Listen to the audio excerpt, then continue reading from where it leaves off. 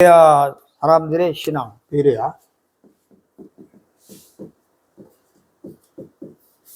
베레아 성도의 신앙, 자세를 오늘 살펴볼 텐데, 우리가 이 바울은 가는 곳마다, 움직이는 곳마다 꼭 찾아 들어가는 곳이 있는데 어디냐면 회당을 찾아.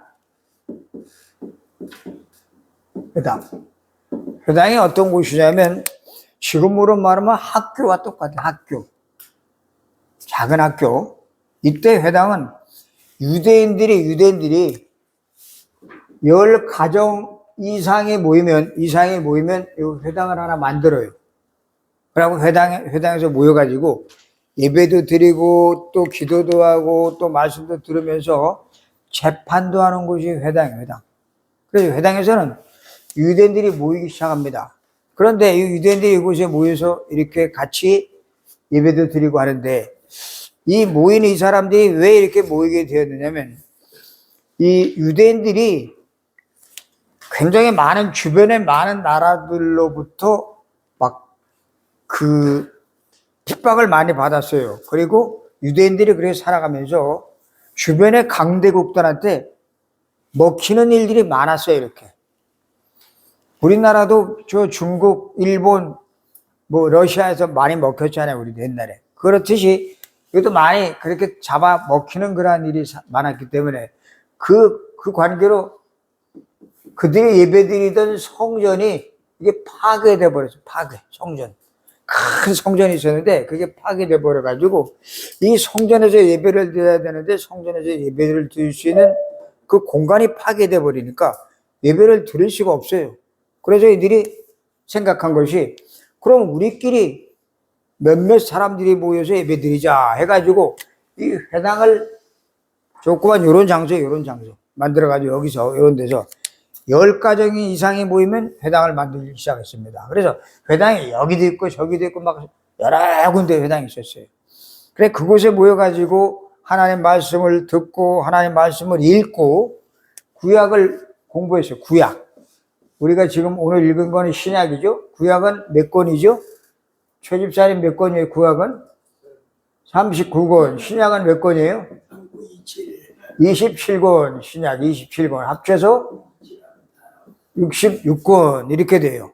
그래서 구약은 예수님 메시아 구원자가 오실 것이다 하고 예언한 책이고, 신약은 구원자가 오셨다 이런 내용을 기록한 것이 이게 성경입니다. 그래서 구약, 신약, 하나님의 약속이 담겨 있는데, 구원자가 왔어요. 왔는데 이 유대인들 가운데는 이 회당에서 예배드리는 이 유대인들 가운데는 이 오신 구약의 메시아를 인정을 안 했어요.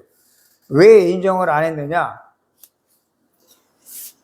우리가 기다리던 구원자, 우리가 기다리던 그 메시아, 요즘 말로 하면 그리스도. 이 그리스도는 모세처럼, 다윗처럼 왕권을 가지고 와가지고 우리 민족을 구원해 줄 왕으로 오실 것이다 라고 기대하고 있었는데, 유대인의 왕으로 왔다는 예수가 이 유대인들이 믿고 있는 이 구약을, 그리고 유대인들이 알고 있는 율법을 너희들이 이거 알고 있는 거 전부 잘못 알고 있는 것이다 라고 얘기를 하면서 유대인들이 생각하고 있던 그 관념을, 생각을, 사상을 확 뒤집어 버려요. 누가? 예수님이 오셔서. 이들은 예수를 기다렸는데, 구원자를 기다렸는데 그 구원자가 와가지고 자기들이 생각하고 있는 구약의 율법, 그리고 제도, 전통, 그동안 계속 구약을 통해서 지켜 내려오던 수많은 그러한 그 제도들을 너희들 그거 잘못된 거야, 그렇게 하는 거 아니야 라고 하면서 싹 뒤집어버리는 사건이 생깁니다. 그러면서 이들이 이 예수님이 오셔서 이들이 갖고 있는 생각들을 싹 바꾸면서 어떤 생각을 갖고 있느냐, 이들은 우리는 선민이다. 하나님의 택하신 백성이다. 하나님의 선민이다. 하나님은 우리 하나님이다. 우리 하나님. 저 이방인들의 하나님은 아니다. 이방인들은 개다, 개. 개처럼 취급했던 이 유대인들에게 예수님이 오셔서, 야, 내가 이 땅에 온 것은 죄인도 구원하고 창녀도 구원하고 세리도 구원하고 저 형편없는 그러한 연약한 사람들 구원하기 왔는데 너희들은 잘못 생각하고 있다. 왜 너희들의 하나님만 되느냐? 모든 사람들이 하나님이어야 되지. 라고 하면서 이들이 갖고 있는 구약의 이 사고방식을 완전히 뒤집어 버리는 그런 일들이 생깁니다. 그리고 나서는 이들이 이 예수님을 어떻게든 저걸 시시각각 눈치를 보면서 죽이려고 그래요. 왜? 자기들이 가지고 있던 그 사상을 완전히 뒤집어 버리니까. 이들은 이 오랫동안 이 구약의 이 자기 잘못된 이 사상을 가지고 수백 년, 수천 년 동안 쭉 이걸 지켜오고 있었는데, 예수란 분이 나타나가지고, 목수의 아들이 나타나가지고, 그런 짓 하고 있단 말이에요. 자기들이 가지고 있던 사상, 이념, 생각을 완전히 바꿔버리는 거예요. 그 틀린 거야, 틀린 거. 너희들이 너희들만 하나님 자녀라고? 아니야. 너희들만 하나님 믿는다고? 아니야. 나머지 이방인들은 전부 짐승이라고? 아니야. 라는 생각을 확 바꿔버리는 거예요. 그러니까 이들이 그 당시에 이 유대인들이 그 유대 사회에서 중요한 위치를 차지하고 있었던 이 유대인들이 그런 얘기를 하는 걸 듣고 이 예수가 완전히 그들의 잘못된 생각들을 뒤집어버리는 일이 벌어지기 시작합니다. 그랬더니 어떤 일이 생기느냐? 그런 일이 생기니까 이 유대인들이 예수를 아주 호시탐탐 노리면서 죽여야 되겠다. 그러면서 예수를 향해서 어떤 죄명을 씌웠느냐? 죄명을. 네가 하나님이냐 네가? 라고 하면서 신성 모독이다. 신을 모독한다. 라고 하는 죄명을 씌워가지고 이를 십자가에 못 박히게 하는 그러한 죄명을 씌웁니다. 그래서 이 예수님이 어디에? 십자가에 못 박혀 죽습니다. 예수님이. 이 십자가에 못 박혀 죽는 이 죽음은 예수님께서 구약에 예언한 예언 그대로 되어지는데, 예언대로 되어지는데, 그게 바로 누구의 손에 의해서 십자가 못 박히느냐? 이 구약을 갖고 있는 하나님을 믿는다고 하는 유대인들의 손에 의해서 예수님이 십자가에 못 박히는 사건이 생겨요. 그래서 이 십자가에 못 박힌 이 예수님, 이들은 왜 십자가에 못 박았느냐? 못 박을 수밖에 없었느냐? 신성 모독이라는 걸 집어넣어가지고 네가 어찌 하나님이냐? 너 하나님 아니다. 너 목수의 아들이다. 목수의 아들. 네가 신을 모독하고 있거라 하는 죄명을 씌워가지고 예수님을 못 박아라, 못 박아라. 그래서 십자가 못 박는 일이 생깁니다. 그런데 성경에 보면 무슨 말이 있냐면 구약 신명기 21장 23절에 보면 나무에 달린 자마다 하나님에게 저주를 받은 자다라고 기록되어 있습니다. 그럼 이 예수는 하나님에게 저주를 받아 죽은 자다라고 이들은 인식하고 있어요. 자기들이 기다렸던 이 메시아, 자기들이 기다렸던 구원자가 나무에 매달려 하나님께 저주받아 죽은 자라고 하는 그런 모욕된 그런 아주 골치 아픈 존재라는 사실을 이를 어떻게 우리가 구원자로 모실 수가 있느냐. 그래서 그를 부인한 거예요. 부인. 자, 그런데 이 유대인들은 그렇게 철저하게 이 예수 그리스도가 메시아 되심을 부인하고 있는데 이 유대인 가운데서도 특별히 또 누가 나오냐면 이렇게 예수가 구원자라는 사실을 믿고 있는 사람들도 소수가 나와요. 소수. 아주 적은 수. 그 적은 수 가운데 누가 나오냐면 바울이 나옵니다. 오늘 성경에 나온 바울. 이 바울은 어떤 사람이냐? 유대인 가운데서도 최고의 상류 계층에 속하는 사람이에요. 굉장히 뛰어난 학식을 가지고 있고 언어도 여러 나라의 언어도 알고 있고 철학도 하고 공부도 많이 한 사람인데 이 사람이 어떤 사람이냐? 유대인 중에서도 상류 계급에 있는 사람이기 때문에 굉장히 유대인들이 이 사람을 존경했던 사람이에요. 존경했던 사람이 어느 날 사도행전 3장 8장에 보니까 부활하신 예수를 만납니다. 그리고 나서는 이 바울이 사도행전 9장에 바울이 완전히 생각이 바뀌어요.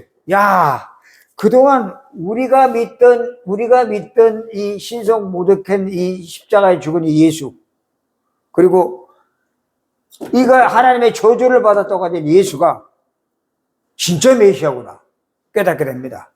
그러면서 이 바울이 그 전에는 이 예수 믿는 사람들을 잡아다가 옥에다 쳐놓고 죽이고, 그리고 저 먼 나라까지 가서 그를 잡아오는 그런 강력한 그런 이 앞잡이였는데, 웬걸 그가 사도행전 9장에 부활하신 예수를 만나고 나서 생각이 싹 바뀌어요. 예수님이 말합니다. 그 바울을 보고, 네가 왜 나를 핍박하느냐? 나는, 이게 바울이 말합니다. 주여 누구십니까? 그러자 예수님이 말합니다. 부활하신 예수님이 공중에서 음성이 들려요. 나는 네가 핍박하는 예수다. 깜짝 놀랍니다. 자기가 그토록 예수 믿는 사람들 잡아 죽였던 그런 아주 잔혹한 놈이었는데, 그 예수님, 살아계신 부활하신 예수님 음성을 듣고 나서 싹 바뀌어요. 그리고는 어떻게 되느냐? 이 사람이 반대로 예수 어디든지 가면, 유대인을 만나든 누구를 만나면 이 사람들에게 바로 예수가, 너희들이 잡아 죽였던 예수가 바로 메시아다, 이분이 바로 그리스도다라는 사실을 가는 곳마다 얘기하기 시작합니다. 왜? 유대인들은 구약을 알고 있으니까, 이 예수님이 누군지 기다리고 있었으니까. 그래서 기다리고 있었는데 이들이 신성모독으로 못 박아 죽였으니까. 그래, 그들의 잘못된 생각을 바꿔주는 역할을 이 바울이 합니다. 그래서 바울은 가는 곳마다 찾아 들어가는 곳이 어디라고요? 회당. 여기 찾아 들어가요. 왜? 여기에 가야 이것들이 있으니까. 그래야 이것들을 붙잡고 자기가 잘못된 생각들, 자기가 잘못된 것들을 이들에게 말해서 바꿔줄 수가 있기 때문에 찾아다니는 겁니다. 그게 오늘 성경에 나오는 가운데서 그 중에 베레아라고 하는 지역에 나옵니다. 베레아. 자, 근데 베레아 들어가서, 거기서 회당에 들어가서 바로 예수 그리스도가 누구냐 하는 사실을 말하기 시작을 했더니, 베레아 사람들이 어떤 일이 벌어지느냐. 오늘 10절에 보니까 10절에 보니까 밤에 형제들이 곧 바울과 실라를 베레아로 보내니 그들이 이르러 유대인의 회당에 들어가니라 그랬죠? 회당에 들어갑니다. 다 들어갔어요. 그럼 거기 누가 있어요? 유대인들이 있어요. 유대인들이 모여 있습니다. 그런데 11절에 보니까 베레아에 있는 이 사람들은 데살로니가에 있는 사람들보다 더 너그러워서 간절한 마음으로 말씀을 받고 이것이 그러한가 하여 날마다 성경을 상고했다. 바울이 하는 얘기를 듣고 이들은 어떤 태도를 보였느냐? 간절한 마음을 가지고 마음을 열었다 그래서 마음을 열었어요. 여러분, 우리가 오늘 이렇게 와서 예배드릴 때에 중요한 것은 내 마음을 열고 말씀을 받아들이는 것이 굉장히 중요합니다. 우리의 선입관, 우리의 경험, 우리의 과거에 가지고 있던 생각을 한쪽으로 내려놓는 작업이 중요해요. 그래서 바울은, 이 베레아 사람들은 마음을 열었다는 말은 마음을 오픈했다 이 말이죠. 그죠? 마음이 열려야 서로 통하죠. 그러니까 마음을 열고 바울의 말을 받아들이는데 어떻게 받아들이냐? 이 말씀을 들으면서, 성경 말씀을 들으면서 이 말씀이 정말 그런가? 이게 사실인가? 이 바울이 한 이 말이 사실인가? 그리고 구약에 얘기한 이 내용들이, 구약을 알고 있거든요. 이 사람들은 잘 알고 있는 이 사람들이 구약을. 근데 그리스도를 제대로 인정을 안 했던 사람이에요. 바울의 말을 들으면서 이 성경 말씀이 정말 그런가 하고 이들이 깊이 생각하면서 묵상하기 시작합니다. 간절히 마음속에 묵상. 여러분, 우리가 말씀 들을 때 말씀을 들으면서 말씀을 동화, 신화, 전설, 옛날 이야기로 들으면 안 돼요. 왜냐? 말씀을 하신 하나님은 지금 살아계십니다. 안 보여, 우리 눈에. 안 보이는 하나님이 지금 우리 이 예배의 현장을 샅샅이 살피고 계십니다. 보이지 않습니다. 하나님은 누구이기 때문에? 영이기 때문에. 하나님은 영이기 때문에 영이신 하나님에게 우리가 예배 드릴 때 우리의 마음을 열어놓고, 하나님, 오늘도 이 시간에 내 마음속에 당신의 말씀이 심겨지게 해주세요 라고 기도하는 마음으로 드려야 됩니다. 많은 사람들이 교회 다니는 사람이 무슨 얘기를 하냐면 이런 말을 하면 다 안다 그래. 안다. 지식적으로는 아는데 그 지식적으로 아는 것이 마음까지 내려오기는 여기서 여기까지는 거리가 엄청나게 멉니다. 멀어요. 저 미국, 유럽 가는 것보다 더 멀어요. 왜? 이쪽은 알고 있는데 마음속으로 안 받아들이니까. 근데 마음속으로 말씀을 받아들이기 시작할 때부터 그때부터 어떤 일이 벌어지기 시작하느냐? 성령이 역사하기 시작합니다. 여러분, 아무리 이제 처음 믿은 사람도, 이제 처음 신앙생활하고 이제 막 신앙생활 막 시작한 사람도, 그리고 전에 한 번도 안 믿었던 그런 나이 드신 분들도 이 말씀을 마음을 열고 받아들이기 시작하면 그때부터 누가 역사한다고요? 성령. 성령이 역사하면 어떤 일이 생기느냐? 우리의 삶 속에 궁금했던 것들, 문제가 됐던 것들, 어려웠던 것들, 그리고 힘들었던 모든 문제들이 풀리기 시작합니다. 매듭이 풀리기 시작하네. 근데 이게 안 되면은 머리 따로, 마음 따로, 따로따로 놉니다. 따로따로. 그래서 하나님 말씀은 들을 때 우리가 이게 진짜인가? 이게 사실인가? 이게 정말인가? 성경에 근거해가지고 우리가 말씀을 듣기 시작한다면 어마어마한 일이 일어난다는 사실입니다. 그래서 말씀을 들을 때는 제가 지금 사람이지만 사람이 하는 것으로 듣지 마시고 제 입을 통해서 나오는 이 말이 하나의 말씀이 진짜 맞나? 저 사람이 그냥 옛날 얘기 꾸며서 하는 것인가를 분별해가지고 들으시면서 하나님 정말 사람의 말로 듣지 않도록 해주세요. 사람의 말. 사람의 말은 위로도 할 수 있습니다. 그리고 사람의 말은 동정도 할 수 있습니다. 그리고 사람의 말은 그 사람의 기분을 좋게 할 수도 있고 감정을 띄울 수 있습니다. 그러나 그런 식으로 말씀을 들으면 성령의 역사가 제한돼 버려요. 제한. 하나님은 살아계십니다. 하나님은 우리 인간을 만드셨습니다. 그렇죠? 인간을 만드셨습니다. 이 하나님이 우리 인간과 사랑하면서 인간의 모든 행복을 주길 원하십니다. 그리고 우리 성경을 읽어 우리가 같이 예배하고 공부하는 목적은 성경을 통해서 이 영적인 비밀을 알도록 하기 위해, 영적 세계를 알도록 하기 위해서 우리가 지금 같이 성경을 나누는 것입니다. 이 세상 지식을 배우려고 하는 게 아니에요. 세상 지식보다 훨씬 뛰어난 것, 과학을 초월하고 의학을 초월하고 이 세상 지식을 초월하는 것을 배워야 되기 때문에 우리가 성경을 보는 것인데, 성경에서 제일 우리에게 확실하게 우리 마음속에 꽂히도록 하나님이 우리에게 알려주고자 하는 내용이 있는데 그게 뭐냐? 첫 번째, 하나님.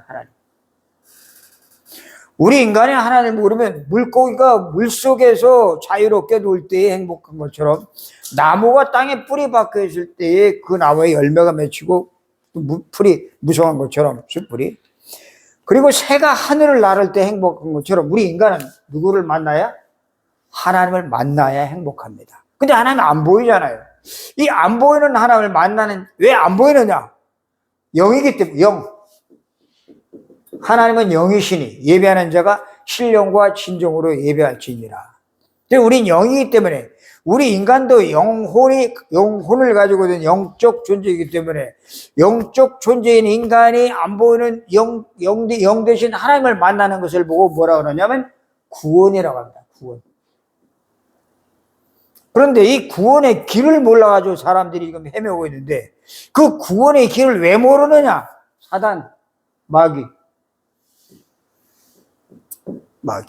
보이지 않는 이 마귀가 보이는 뱀 속에 들어가서 여자를 유혹을 했어요. 뭐라고? 선악을 알게 하는 나무의 실과는 먹지 말라. 하나님이 먹으면 반드시 죽는다 라고 말했는데, 이 뱀이 마귀가 뱀 속에 들어가서 말합니다. 여자에게 절대 안 죽는다. 네가 이걸 먹으면 네 눈이 밝아지고 네가 선악을 알게 되고 네가 뭐가 된다? 하나님 된다 라고 하는 그 거짓말에 속아 넘어가서 이 선악과를 따먹는 그 죄, 그게 무슨 죄? 원죄. 그 원죄 때문에, 마귀에게 속은 원죄 때문에 인간의 삶 속에 뭐가 왔어요? 고통이 온 겁니다. 병든 겁니다. 병들었어. 우리 인간은 살면서 이 땅에서 좀 병들어 삽니다. 병들어. 모든 사람들. 근데 그 병이 육신적인 병만 병이냐? 아니요. 생각도 병들고 마음도 병들고 정신도 병들고 환경도 병들고 제일 중요한 것이 영혼이 하나님과 관계가 끊어져 버렸어. 이 끊어진 관계를 회복할 수 있는 분을 하나님이 아담과 하와가 범죄하자마자 선악과를 따먹자마자 그 약속을 어긴 인간에게 거기서 해방될 수 있는 길을 열어주셨는데 그 이름이 뭐냐? 창세기 3장 15절에 여자의 후손이 와서 뱀의 머리를 박살낼 것이다. 마귀를 박살낼 것이다. 라고 구약에 약속을 주셨어요. 약속을. 구약 30권에 그 약속을 줬는데 유대인들은 이 약속을 잊어버렸어요. 이걸 잊어버릴 때마다 유대인들이 강대국의 포로가 됩니다. 그리고 강대국의 노예가 됩니다. 그리고 유대인들이 주변에 강한 나라들에게 막 뒤집어 잡혀먹기 시작합니다. 그게 이스라엘 역사. 지금 이스라엘 알죠? 하마스하고 싸우는 이스라엘. 그 하마스하고 싸우는 이스라엘이 하나님의 맨 처음 그 아브라함의 자손을 통해서 이걸 줬는데 이걸 놓쳐버렸단 말이에요. 그리고는 이거 중요한 이 본질을 놓쳐버리고 뭘 가지고 씨름했느냐? 여기 나온 율법 가지고 그들이 그걸 잘 지키면 하나님을 잘 섬기는 것이다 라고 착각을 했습니다. 착각. 율법은 이 본질을 알려고 주신 것이지 이걸 잊어버리고 율법 지키라고 준 게 아니에요. 율법은 하라, 하지 말라, 해야 된다, 하지만 안 된다라는 조항이 613가지 조항이 쫙 있습니다. 365가지는 하지 말라는 거예요. 나머지는 하라는 거. 근데 그걸 다 외울 수도 없어요. 너무 많아서. 근데 그걸 요약해서 만들어 놓은 것이 10계명이에요. 10계명. 거기 보면 여호와만 섬기라. 우상 숭배하지 말라. 그리고 안식일을 지키라. 그리고 네 부모를 공경하라. 거짓말하지 말라. 그 다음에 도덕질하지 말라. 간음하지 말라. 그래 쭉 나와요. 근데 그것만 붙잡고 있었지 이 하나님을 섬기기 위해서 가장 먼저 알아야 될 것이 이 창세기 3장 15절 메시아를 보내주겠다 한 내용 이것을 잊어버린 겁니다. 이 메시아가 왜 이게 필요하죠? 우리 인간은 이 마귀의 손에 붙잡혀서 원죄에 빠져서 인간이 저주받는 그러한 고통 가운데 빠지고 그리고 이 땅에 살다가 모든 많은 그런 육신의 문제 그리고 정신의 문제에 빠지다가 나중에 어떻게 되죠? 죽어. 나이 먹어서 죽는다고요? 아니, 죄의 싹은 사망이다. 선악을 알게 한 나무 실과는 따먹으면 반드시 죽는다라고 하는 그 약속을 어겼기 때문에 오는 것이 죽음이에요. 여기서 한번 죽으면 끝나나요? 아니요. 지옥이 기다려요. 지옥. 뜨거운 불이 기다리고 있는데 그 뜨거운 불 속에 들어가기 전에 이미 이 세상에 사는 사람들이 지옥의 맛을 보고 살아요.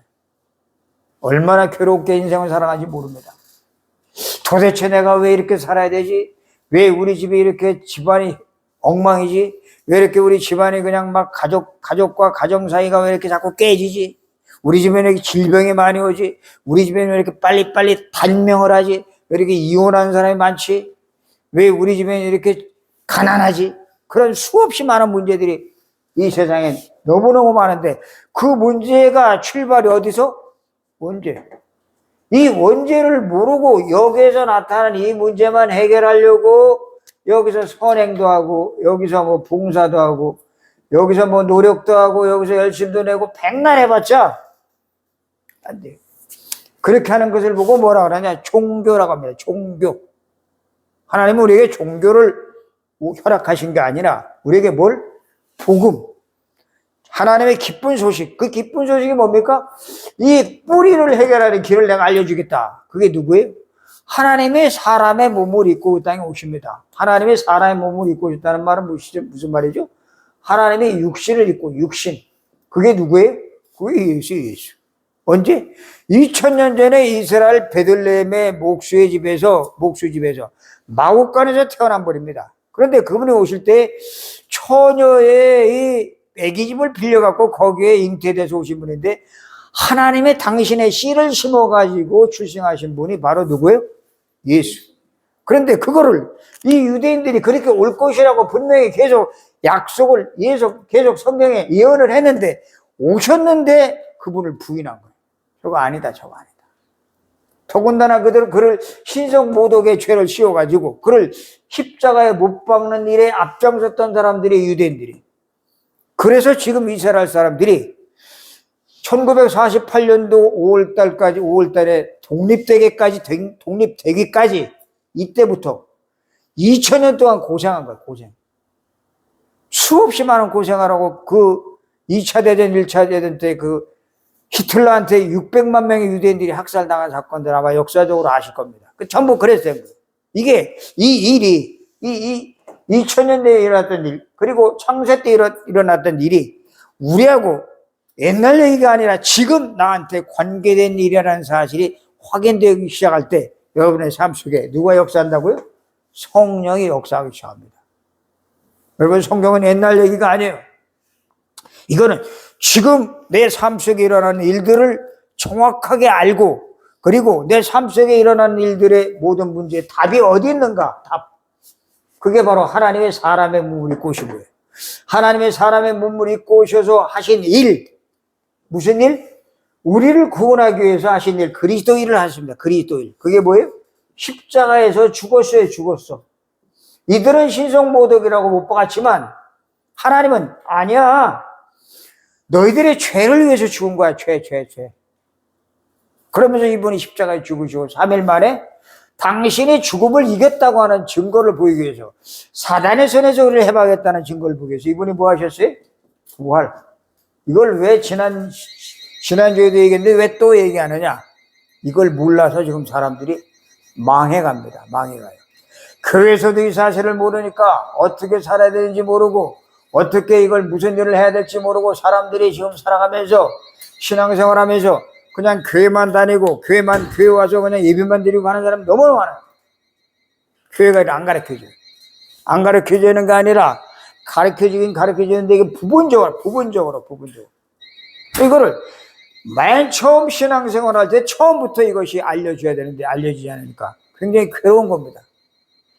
자, 바울이 이 부분을 가지고 이 유대인들에게, 이 베레아 사람들이 가서 말하기 시작한 거예요. 그러자 베레아에 있는 그 사람들이 이 말씀을 듣고 이 말씀이 정말 그런가 하여 그들이 마음에 믿기 시작한 겁니다. 그들이 믿으면서 그들이 이 말씀을 깊이 생각하기 시작한 겁니다. 그렇습니다. 우리가 말씀 들을 때에 말씀을 들으면서 그 말씀을 한번 생각을 해봐야 돼요. 이거 진짜인가? 왜? 우리가 말씀 받아들일 때에 우리 마음은 마태복음 13장에 보면 나옵니다. 우리 마음밭이 네 가지. 어떤 마음이냐?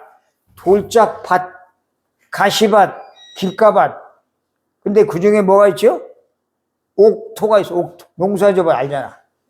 옥토에다 씨를 뿌리면 몇 배 열매 맺죠? 100배, 1000배 열매를 맺습니다. 그런데 길가 아무리 뿌려봤자 열매를 못 맺어요. 왜? 흙이 없으니까. 가시밭에 떨어진 씨앗 안 자랍니다. 돌밭에 떨어진 거 안 자라요. 다 걷어내야 돼. 옥토에 심어진 씨는 100배, 1000배 자랍니다. 저는 여기에 오신 우리 사랑하는 우리 귀한 우리 한 분 한 분이 하나님이 사랑하셔서 이 자리에 보내주시고, 그리고 옥토와 같은 그런 밭을 하나님이 이제 만들어 가시기 위해서 마음을 여시고 이 자리에 말씀을 듣게 하신 줄로 믿습니다. 그래서 저 여러분들이 한 분 한 분이 이 말씀을 깊이 들을 때에 아하, 이 어마어마한 영적 세계를 내가 지금 모르고 있었구나. 이 영적 세계를 유대인들이 몰라서, 이스라엘 사람들이 몰라서 지금까지 고통을 당하고 있었구나. 그래서 그들이 2000년 동안 고생을 당하면서 그 후손들이 쫄딱 망한 겁니다. 그럼 우리가 우리 자녀들에게 남겨줄 유산이 뭔가요? 돈이요? 아니요. 그 학식을 남겨주겠습니까? 집을 아니요. 영원한 것, 확실한 것, 절대적인 것, 유일한 것, 이걸 복음이라고 그래요. 복음, 구원의 길. 이 구원의 길을 내가 먼저 알고 내 자녀에게, 내 가족들에게 이걸 알려주고 전달해주기 시작할 때에 여러분 주위에 하나님의 은혜 역사가 풍성하게 임하는 줄로 믿으시기 바랍니다. 이게 굉장히 중요해요. 그래서 마음을 열고 이들은 받아들였습니다. 그러면서 이걸 전하기 시작합니다. 이걸 받아들이기 시작합니다. 그러면서 이 베레아 사람들이 마음을 열고 이걸 받아들이기 시작을 하면서 성령의 역사하기 시작하니까 어떤 일이 벌어지느냐? 이들을 통해서 주변에 그 베레아 지역에 헬라인, 그리고 귀부인, 그리고 남자, 굉장히 쟁쟁한 사람들이 복음을 듣습니다. 여러분, 교회는 여러 사람이 다 옵니다. 병든 사람, 연약한 사람, 무식한 사람, 고급 인력인 사람 다 와요. 부자, 가난한 사람 다. 살인자, 술주정뱅이, 족뱅이 다 옵니다. 그러나 그들이 와서 동시에 똑같이 들어야 될 것이 뭐예요? 복음이에요, 복음. 구원의 길. 이 세상 사람들은 그 사람들이 학벌 가지고 있는 재산, 유물을 보고 그 사람을 판단합니다. 하나님은 그런 거 판단 안 해. 모든 사람을 다 사랑하셔서 이 속에만 들어오기만 해봐라. 다 들어오기만 해라.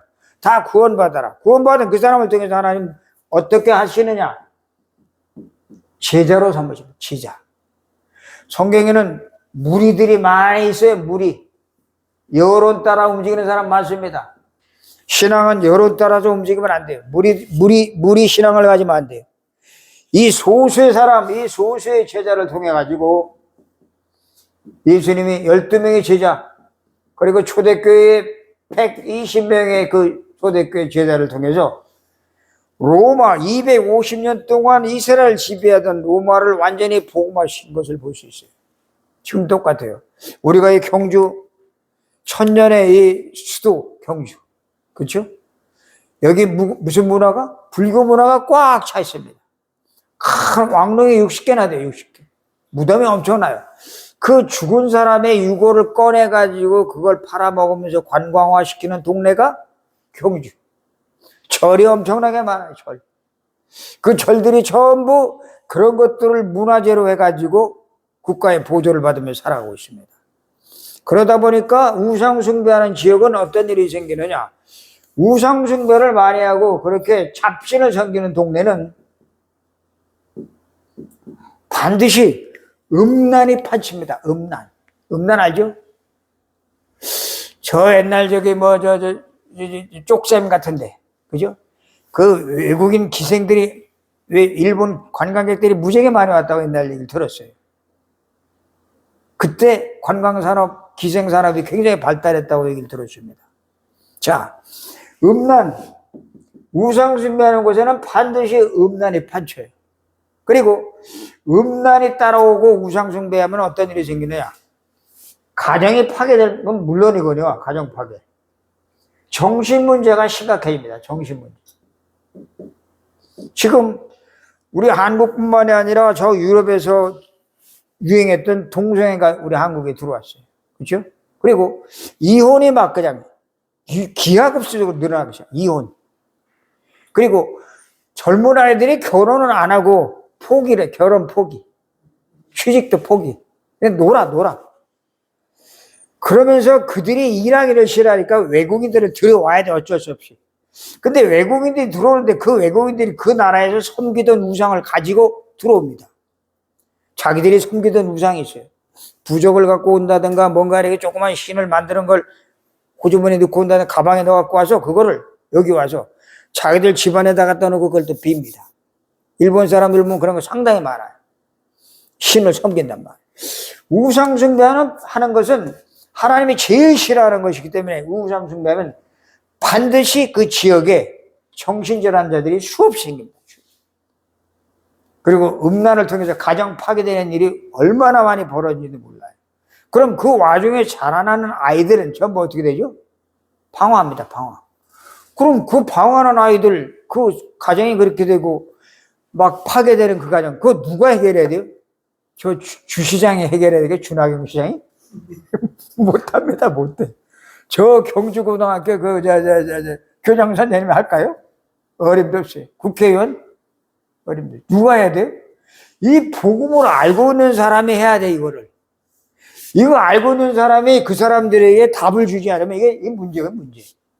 이 문제에 대한 정확한 답을 주지 않으면 경주는 쑥밭돼 버립니다. 자꾸 인구가 감소하잖아요. 감소. 관광화 시킨다고 뭐 디지털화 시킨다고 여러 가지 시청에서 전략을 내놓지만 그것 가지고는 안 됩니다. 근본이 바뀌어야 돼, 근본. 이 근본을 바꾸는 이 작업을 누가 해야 돼요? 우리 살리는 게 여기서 해야 돼요. 비록 적은 숫자지만, 아니요. 이 적은 숫자가 기도하기 시작하면 하나님이 저와 여러분을 통해서 경주를 살리고 경주를 회복시키고 그 우상문화에 잡혀있던 그 완전히 찢어버린 이 경주에 새로운 바람을 하나님이 일으킬 줄 믿으시기 바랍니다. 이걸 위해서 우리를 부르신 거예요. 전 그래서 우리 여기 모여있는 인원이 적지만 괜찮습니다. 그 적은 인원에도 여러분들이 예수님이 12명의 제자를 가지고 일을 하셨어요. 그리고 초대교회 예수님 부활하신 후에 120명의 제자들을 가지고 일을 하셨어요. 그렇다면 우리가 지금 경주에 교회는 수백 개가 있지만 250개가 있지만 그 250개 넘는 교회 가운데 정말 이 복음을 제대로 알고 내 것으로 만들어서 내 것으로 소화시켜서 여기에 말고 머리에 말고 마음속에 이걸 집어넣어서 내가 깊이 간직해서 이걸 다른 사람에게 전달하기 시작할 때 어떤 일이 벌어지냐. 헬라인, 귀부인 막 돌아옵니다. 지성인들이 막 돌아와요. 꼭 지성인들이 돌아오는 것이 좋으냐? 그건 아니에요. 그러나 이 사람들이 온다는 것은 뭘 말하냐? 이 지역에 영향력을 끼칠 수 있는 사람들이 들어온다는 겁니다. 그렇게 돼서 그 사람들이 오게 되면 그 밑에 있는 직원들도 같이 와요, 같이. 그래서 굉장한 영적인 파급력이 벌어진다는 사실을 잊지 마시고, 내가 복음을 알면, 나 한 사람이 알면, 내가 가지고 있는 복음, 이건 세상에 바꿀 수 없는 거예요. 가장 귀하고 가장 보배로운 것이기 때문에, 이거 갖고 있는 사람에게는 하나님이 물질도 붙여주시고, 건강도 주시고, 사람도 주시고, 인력도 주시고, 모든 것을 다 허락하신다는 사실을 믿으시기 바랍니다. 우리가 이걸 하려고 지금 여기 모인 거예요. 단순히 그냥 예배 드리고 끝나는 그런 차원이 아닙니다. 예전에 예배 드리고 끝나던 그런 차원이 아니라 이 예수가 바로 주다. 예수가 바로 우리의 왕이다. 나의 주인이다. 나의 왕이다. 왕. 당시에는 예수를 왕이라고 주라 불렀으면 큰일 났습니다. 왜?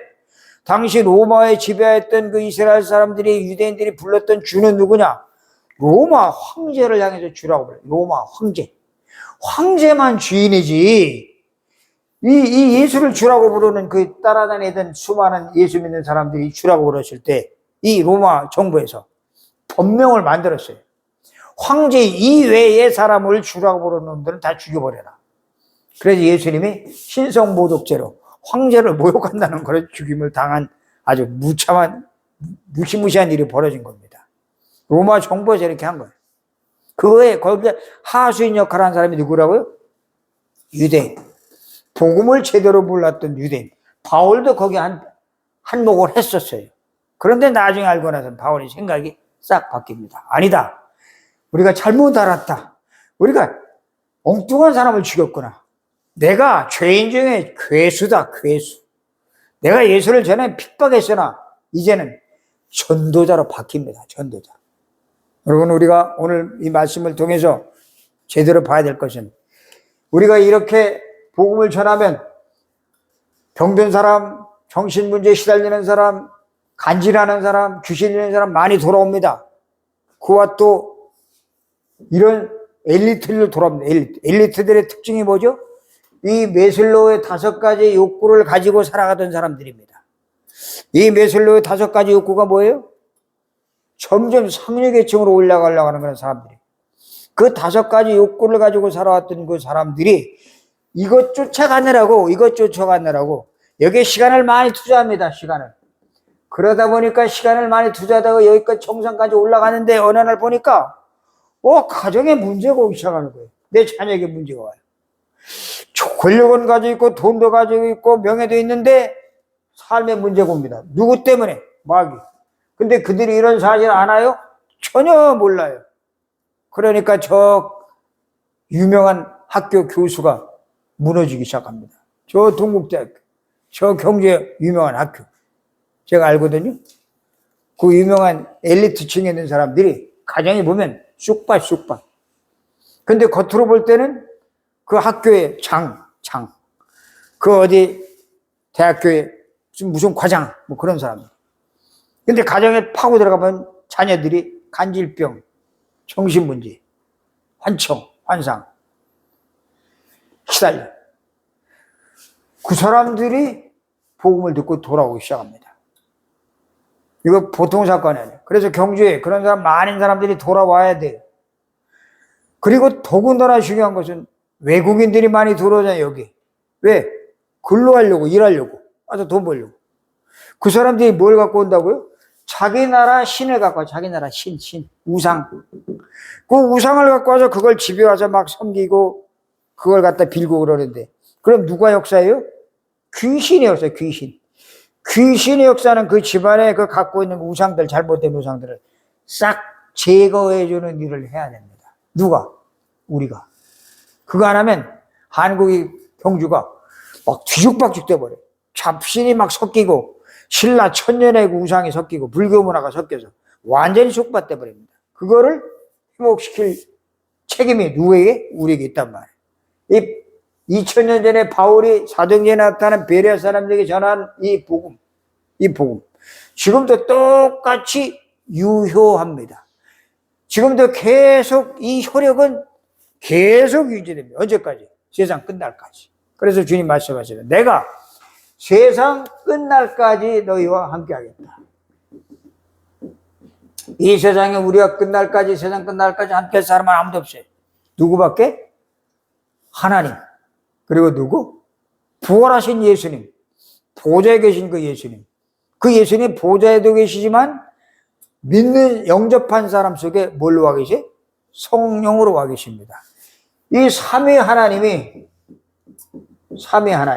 지금 저 여러분 속에 조용히 들어와 계신 줄 믿으시기 바랍니다. 근데 안 보여요. 그럼 와서 그냥 놀고 계시느냐? 24시간 우리가 이 복음을 전하려고 하는 마음을 가지고 움직이는 사람을 통해서 24시간 이분이 불꽃 같은 눈동자로 우리에게 관심을 쏟고 계십니다.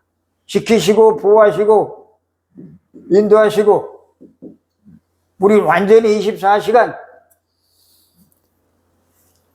내 속에 계셔서 나를 도와주시는데 어떻게? 내 주변에 보이지 않는 누굴 보내주시오? 도움이 천사를 보내요. 천사. 이 천사도 우리 눈에 안 보이는 존재, 영적 세계를 아까 얘기한다 그러죠. 영적 세계. 그래 영적 세계를 우리가 바로 알고 나면은 어마어마한 일이 벌어집니다. 자, 문제는 이렇게 바울이 베레아에 들어가서 복음을 전하는데 그 데살로니가에서 바울이 복음을 전했을 때에 데살로니가에 전했을 때에 유대인들이 저놈이 미쳤다 저게. 저놈이 우리가 지금 죽이려고 했던 그 예수 믿는 사람들을 이놈이 오히려 더 옹호하고 또 우리 유대인들의 마음을 바꾸고 있구나 하는 소식을 듣고 떼거리로 이 깡패들을 동원해가지고 바울을 죽이려고 또 쫓아옵니다. 어디서? 데살로니가에서 베레아로 또 쫓아오는 모습이 또 나타나고 있습니다. 여기. 이거는 요즘 일어나는 그 조직적인 일들과 똑같아요.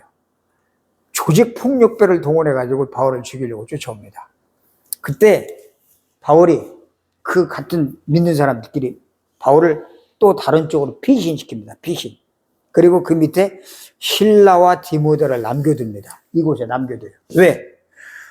그들이 죽이려고 했던 건 바울. 아주 철저한 고수분자였거든. 이 바울을 죽이려고 했던 그 바울을 피신시키고 여기에 실라와 디모데를 남겨둡니다. 왜 남겨두느냐? 지금 이 영접했던 이 사람들, 성경 말씀을 듣고 믿음이 시작한 이 사람들을 가서 도와주라고, 양육시키라고, 말씀으로 양육을 시키라고. 그래서 우리가 지금 비록 적은 인원이지만 이런 흐름을 알아야 그럼 내가 앞으로 어떻게 믿음 생활하고 신앙 생활을 해야 될 것인가 라는 그 사실을 알게 됩니다. 이런 흐름을 모르면 그냥 교회 왔다가 주일날 왔다가 예배드리고 밥 한 끼 먹고 가고 아니요. 우리 남은 인생 얼마나 살지 모릅니다. 백세 시대라 웬만한 병에 걸려도 의학이 발달했기 때문에 계속 수명을 연장시켜요. 그 연장시키는 그 속에 건강한 사람들도 있습니다. 그래서 백세 시대이기 때문에 백세까지 살려면 앞으로 내 인생이 얼마나 남았는가를 생각을 해봐야 돼. 20년 남았는지 30년 남았는지 생각을 해가지고 그 남은 생애를 어디다 투자해야 됩니까? 세상 일에? 세상 일은 기본적이고 하고 그냥 기본적이고 밥 먹는 건 누구나 다 하잖아요. 일하는 건 누구나 기본적으로 하잖아요. 그런 건 하고 중요한 건 여기에다가 우리의 모든 초점을 맞춰야 됩니다.